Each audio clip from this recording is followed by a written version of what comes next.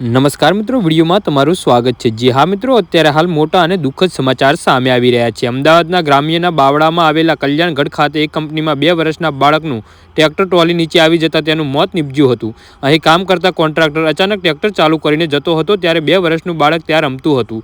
જી હા મિત્રો, અત્યારે હાલ દુઃખદ સમાચાર સામે આવી રહ્યા છે।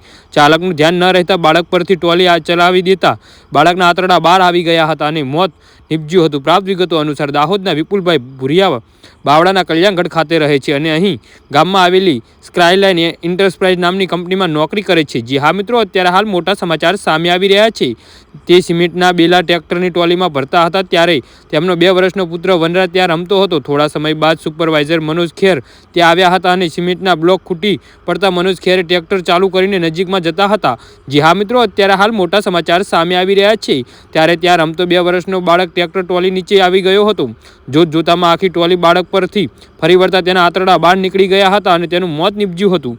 જી હા મિત્રો, તો આના વિશે તમારું શું કહેવું છે તો નીચે અમારી કોમેન્ટ બોક્સમાં જરૂરથી જણાવજો અને અમારી યુટ્યુબ ચેનલને સબસ્ક્રાઇબ કરવાનું ના ભૂલતા। વિડીયો પૂરો જોવા બદલ તમારો ખૂબ ખૂબ આભાર।